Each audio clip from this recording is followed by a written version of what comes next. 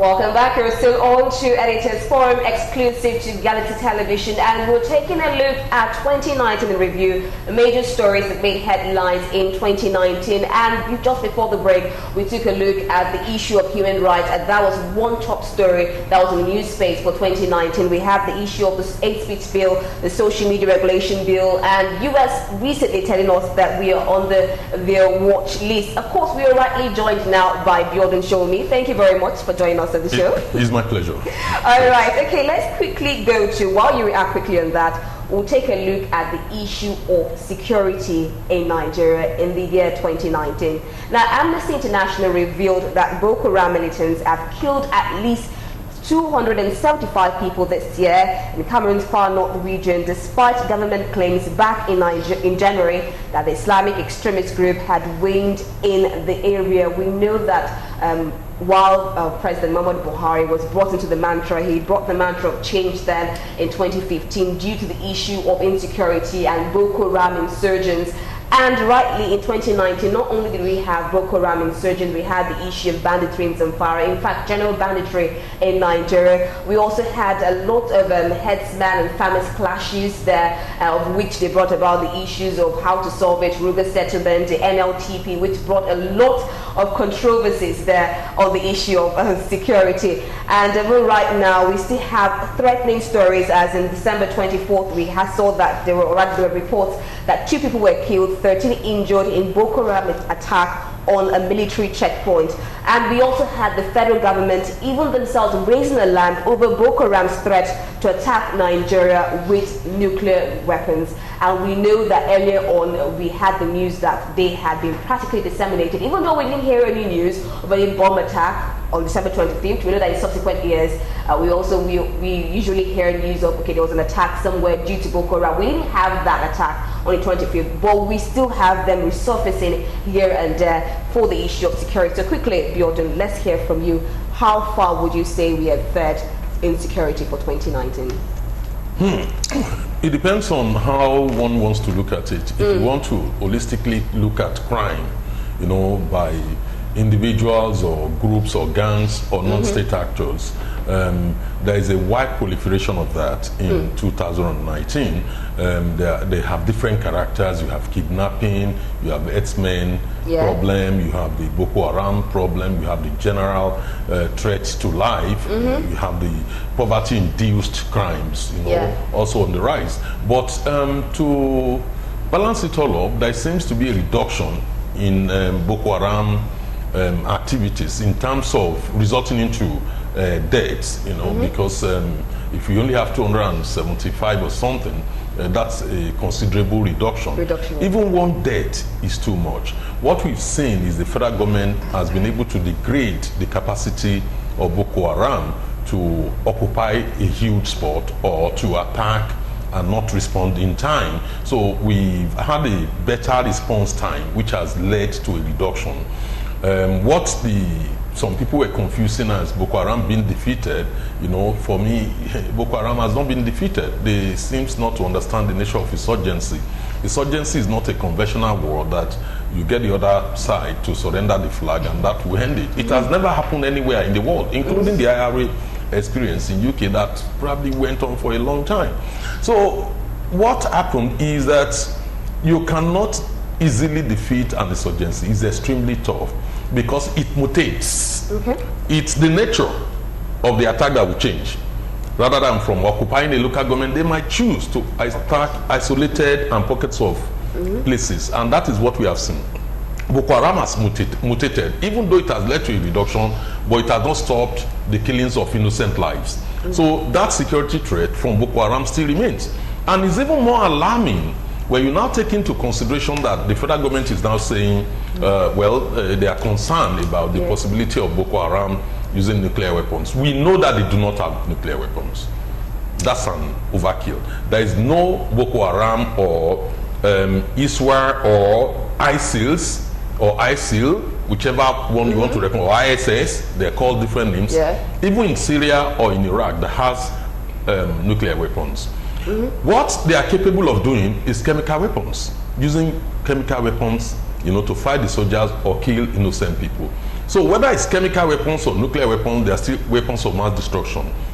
So it is very, very worrying that we could get to that level where the state security could be threatened in a way that for the federal government to cry out is crying out for help. Because in other climes, what you see government doing is they get the intelligence agency, you know, like the Defense Intelligence Agency and the DSS, you know, to work quietly, you know, and even without those people realizing that we know, and then try and nip it in the bud or arrest those who are likely going to perpetrate that crime, and then engage on bilateral relationship with countries that could help to stop the movement of chemical weapons or other weapons into our country.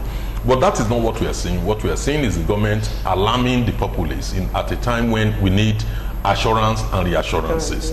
On the kidnapping scale, the kidnapping has not stopped. It only varies from one state to the other. You know, particularly, for instance, in Lagos State is a bit quiet, but it doesn't mean kidnapping is not happening. There are many unreported cases of kidnapping that people pay ransom and then go away. In other states, it's still very, very rampant, you know, and it's quite very worrying. When you talk about other crimes, you know, induced by poverty, it's quite unacceptable, because the only reason why we have poverty is simply because we fail to implement the Section 2 of the Nigerian Constitution, which clearly states that anybody who is unemployed, the state must provide for their welfare. But it is not justiciable. So therefore, you cannot force government to drag government to court and force them to do that. Otherwise, they would not have any provision for spending 35 billion or 37 billion on National Assembly, because that would rather go into catering for the poor. The approach of the government, to me, seems that we would rather try and empower small-scale, medium enterprises, which in any case will not lead to increase in employment. It could only lead to maybe stabilizing that sector. But what about the general mass of the people who are not in any form of either formal or informal employment? That is where the army of common crooks are coming from. So we still need to do something about tackling poverty in terms of creating jobs, creating the enabling environment for individuals, you know, to actualize their dreams, and also, you know, to tap, you know, for the society to tap their potentials. So we still have a lot to do in that area. So overall, when you look at insecurity compared to previous years seems to have lessened in terms of Boko Haram. In terms of Fulani herdsmen clashes, seems to have reduced, not stopped, but there are other crimes going up. So these are issues which need to be dealt with, particularly if you have state police that will arrest, you know, the crime waves, you know, amongst poverty-induced criminals and other forms of crimes being committed, including kidnapping. But we are yet to get there because we are yet to have a state police. So that is the general nature of the situation as I see it. Okay, thank you very much. That's reduced, but we still need to have more rather mechanisms in tackling insecurity. Ambrose, what's your opinion on this? Well, it's a shame that in 2019 we're still talking about the things we have been talking about. The leader or the founder of Boko Haram was arrested exactly 10 years ago, 2009. Correct. To 2019 makes it exactly 10 years. And we're still talking about insecurity. 2 years ago, we were told that Boko Haram be technically defeated, whatever that means. It became another propaganda from the government. 2 years ago, we were told that when they are allowed to take the $2 billion from the excess code account, that it will go a long way in you know, degrading Boko Haram and rendering them ineffective. We are still here today. So I think a lot of lip service is being paid to fighting insurgency, because one of the first things to be done actually to curtail it has not been done, and that is what we have not been able to structure our relationship with our regional partner, with our regional neighbors in terms of the neighboring countries. Our borders are still very porous. When you go to the northern part of the country, when you see the way somebody from Chad or Niger can stroll into Nigeria, then you know that we have not started anything when it talks about insurgency. Because first of all, you have to contain your borders. You have to ensure that there are no proliferation. You have to ensure there is no infiltration. Because we are talking about ISWAP and all those other, we are talking about this Al-Qaeda, we are talking about all these sects. Where do they come from? They come from Mali, they come from Libya. Libya is a Balkanized country, so it's easy for them to just go around the route, past Niger, and go. So we see influx every day. We have not been able to contain it. What has happened? Then we have the security architecture that has not been rejigged for a long while. The service chiefs and the rest. For example, we have a retired person in one of the military apparatus, has not been, the man is supposed to be having a good rest in his house. He has not been asked to go because, and he has retired. No new ideas. They came up with Operation Show, ID card, you know, just anything that will make it look as if they're working. So the problem now is that, and then there's a lot of issues in terms of prosecuting the world. Logistic issues are there. Sometimes the troops complain about certain things. We saw the troops that nearly went on a meeting the other time because they were not paid their allowance that Mr. Femi Falana had to represent them. So there's a gamut of issues. There's a low morality, low morale among the citizens itself. So if we continue like this, then we'll keep talking about it. For me, I've always maintained, and I'll continue to maintain, that the degree of ferocity in the north by the insurgents is not like what we see the real insurgents do, like in Syria and the rest. Now, what has happened is that our military has the capacity to take out these things. The war Bjorn was talking about is what's called, in military language, we call it asymmetric warfare. That is not linear, it's not face-to-face thing, it's asymmetrical. But again, in that asymmetric warfare, they can be taken out. Because for a long time, they were contained in Sambisa forest. And with precision technology, we were able to pinpoint their locations and we're bombing them. So at what time did we relax? At what time did we relax, lapse back again, and allow them to come in again? And then we saw the unfortunate thing that happened with Abba Kyari's men, the IRT, the IGL police response team, how they were supposed to arrest one of the notorious bandits, who was one of the kidnappers, and how they had the imbroglio with the military at a checkpoint, and how the men were gunned down. What is happening to that case? Because these are the pockets of things that happen. If it can happen to the military people, these are these armed people in terms of legitimate people, and an elite squad like the IRT, what happens to the ordinary Nigerian citizen? So insecurity has been on the rise. And then, as we said, in Lagos alone, we saw what happened in Shomolu in terms of the courts activity going on there. During the election, we saw what happened in Rivers. We saw what happened in Kogi during the election, where people actually composed the song and saying that if the electorate do not agree to their choice of candidate, that they were going to hear ta-ta-ta. Ta-ta-ta, it means the sound of gunshots. And then they celebrated. It was there all over to sing. Until today, nothing has happened to those kind of people. And what did we see? A few days later, of course, we saw a PDP woman leader was burnt down in her house. The house was burned down with her inside, and she was burned down. So far, perpetrators of violence and insecurity go free. There will continue to be violence. There will continue to be insecurity in our land. But when we make examples of those and we stop chasing shadows, because sometimes when we are all growing up in the days, DSS is seen. It's not seen. Yeah. They are not heard. But what we see is the actions. They operate covertly. A DSS person will just be in your midst, you won't know. But now we have everybody wearing black t-shirts and writing DSS, carrying gun. Security is not physical. Security is more of is technological now, emotional intelligence, and then covert operations. But what do we have? We have at every bus stop, we are seeing men wearing black t-shirts and jeans, and then saying they are DSS. The other one say they are SARS. Later they say there's FSARS and SARS. Our security people, I think we need to retraining, regeneration of ideologies, and their reframing of the mindsets. Because all over the years, the training of the police has always been that of, the constabulary training they got from the colonial masters has always been that the native authority has to conquer the people, that the people are too stubborn, they are not obeying their colonial master. They carried that thing over to this generation, and they are still behaving like that. When you go to a police barracks or go to a police academy, that is where you know that where the problem started from. And if we don't start from that route to change the mindset of even the security operatives themselves, then we are not going anywhere. We are just treating the what you call the cosmetic factors, the symptoms, and we are not going to the causal effects. So we have to, as a nation, sit down and look at our security architecture and say, look at what's happened the last time. The Police Service Commission was having an issue with the IG of police on recruitment of police. They had to go to court. No, those things we think they are just mere administrative issues, but these are the things that affect the operations. These are the things that make things don't work out.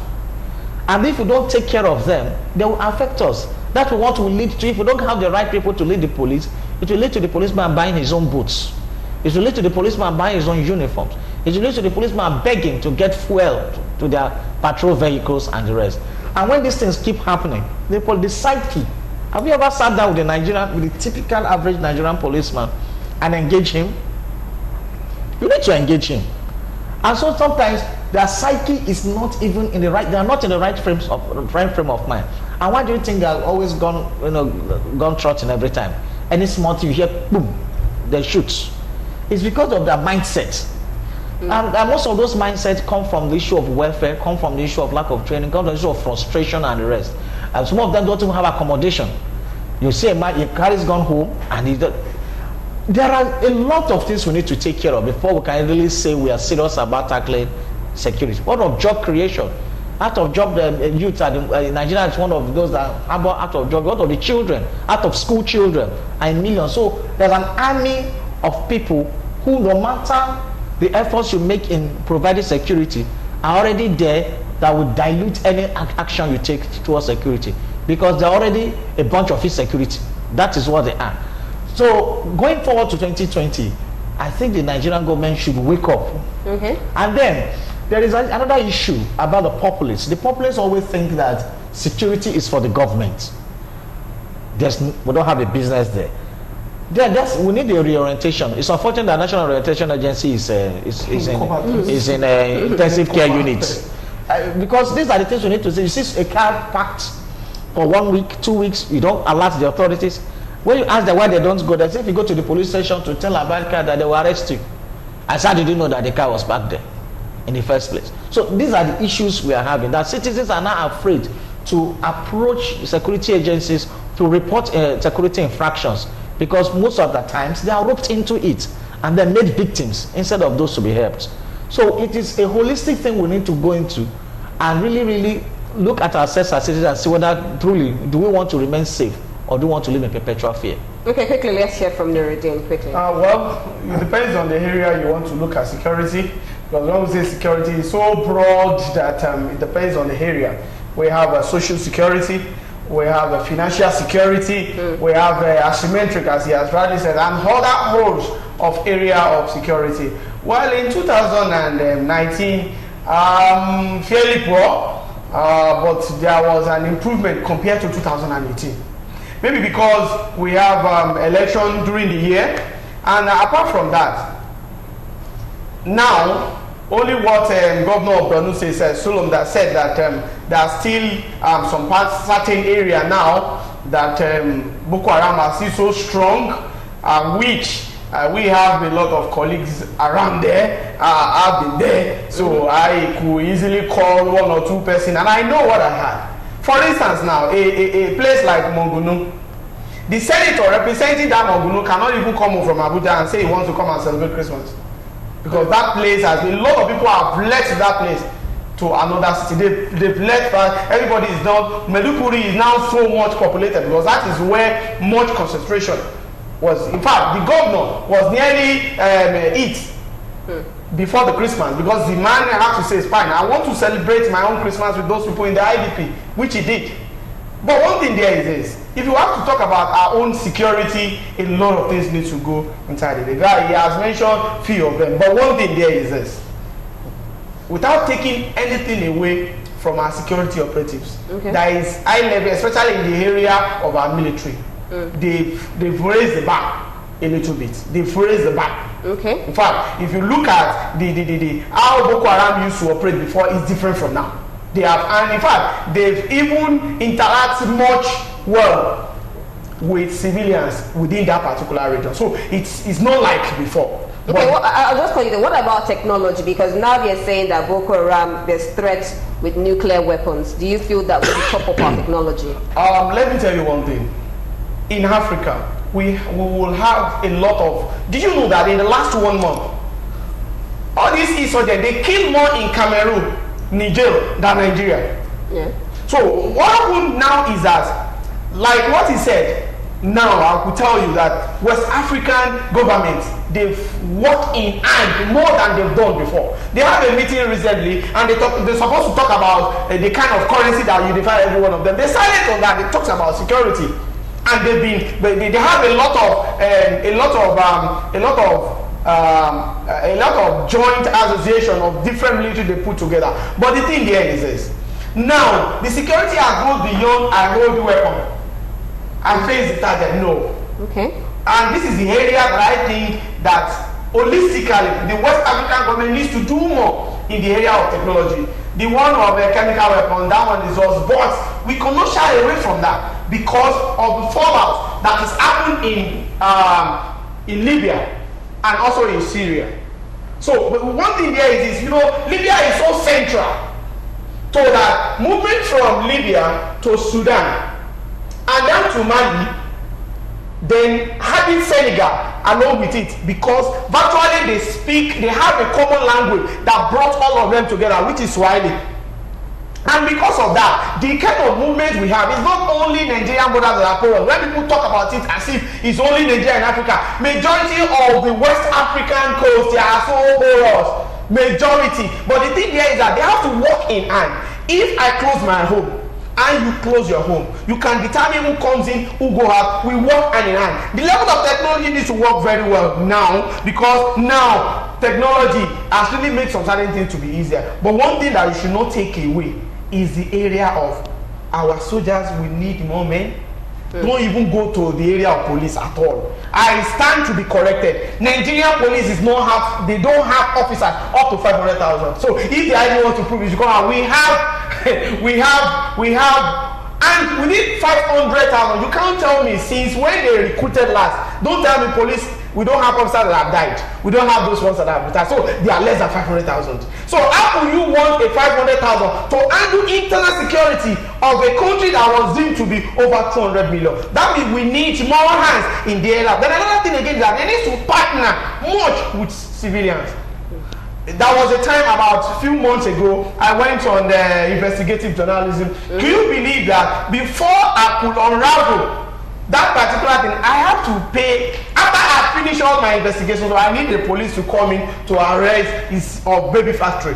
Okay. That I have to, they said, when I got to this, I need like a truck or policeman, maybe like 10, because those girls, they are up to 15, and they have to. Could you believe that the man told me, okay, there is no fuel inside out. But because for what I've worked for 1 week, yeah, somebody will now, because of that police, I said, okay, how much is your, and I will not go, okay, take, buy the fuel, and they bought it truly, and we got. But I was just happy that they did a very clean job. We picked all the girls, even the woman behind it, we picked the woman.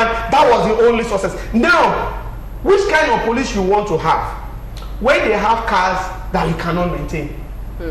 Who monitor the lifespan of those buses? How do they use all those trucks? What are they use it for? All these things must cumulate. Even the Nigerian police, that's why at times we always talk about military. If you look at the world military, just of recent, they took some of us to Brunei to go and see what we know how they have. When some of them will tell me, for 2 years I've never seen my family. At least they are still working. But Nigeria, we have some police officers like the IRD has talked about. They are doing wonderfully well, but how many of all those kind of platoons, all those kind of group that they are really financing very well, the way they are financing the hierarchy, all this kind of welfareism, the way you recruit, because those people that are doing police now, they are those people that did not have act of security. So if they don't have act of security, then if you really employ them to do what? Because security starts from you. Did you have the passion for the job? If you don't have passion for the job, then what are you talking about? And this is the kind of thing. Then go and look at, we are talking about favoritism. Go and look the way we recruit our police officers. That is the reason why I think that I'm having with all these politicians. That the jobs that only the poor can do it. Okay. They will still take majority of all those jobs. And that is the problem. For instance, then the way they need to redesign the architecture of our security. I live in Agege for years. I know all the stakes in all the nooks and crannies in the walls of Agege. Just imagine if I'm a DPO of Isokoko police station. If they say there is a crime going on in any street, I know the street.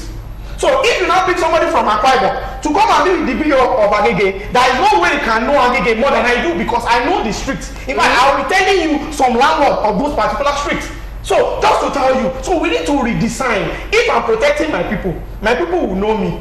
If I want to siphon them, they know my brother, they know my junior brother, they know my children, they will know within that particular society. We need to redesign. But fairly, they've been fairly poor, not so that superb. But what is in that military has tried and they've raised the bar. But police needs to do the same. All right, it's just the same thing that Biodun said. Now, two of you mentioned the issue of the borders, and you talked about our borders being porous, but still along the security and economy line, we know that we have the closure of borders due to security issues. So what would you say, Biodun Shomi? Because you still saying that our borders are porous. Does it mean that the borders are not well closed, or what exactly is happening? Because we know that's actually affecting our economy also, Biodun. Oh yeah, and when you actually look at the issue of migration, do we have problems with migration? No. Okay. We have people still coming into this country by here. Before, yes. By here. Now, what you see is that our problem is with two set of people, of criminals. One is the smugglers who smuggle things into the country, and the other is the migrant terrorists, okay, who move from one area to the other, along the west coast, whether parading themselves as herdsmen or not. But those two sets of people are non-Nigerians.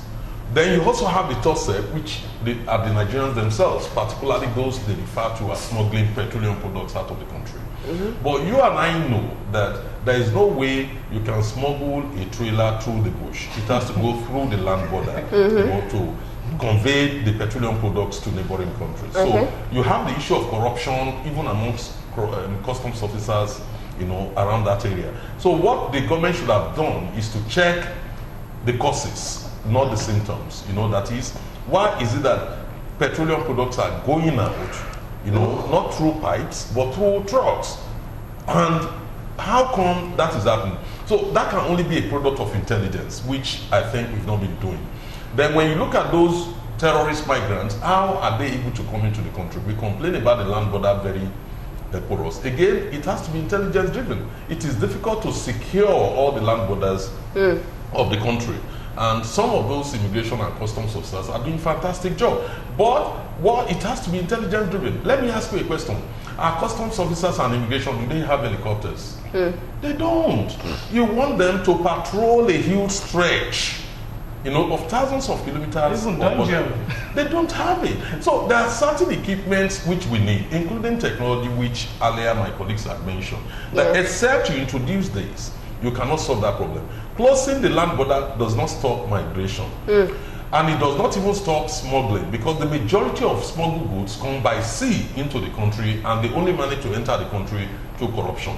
We have not seen cases of massive thousands of rounds of ammunition coming in by land, but we've seen cases coming in through, by sea. Yes. So the fact of the matter is, government needs to consider the plight of people around the border area, those who are doing genuine business, including our companies here who are sending cement, to neighboring countries, because they've not been able to do that. So leading to overproduction of capacity at all. Rather than the prices of cement coming up, they rather beef up the price of increase the price of cement to cover those losses, at the expense of Nigerians. So whichever way you look at it, we are not really making much gain from it. So government needs to review the way they are dealing with the issue of land border. We should focus more on the migrant terrorists, and the criminals who are doing smuggling. Okay, thank you very much.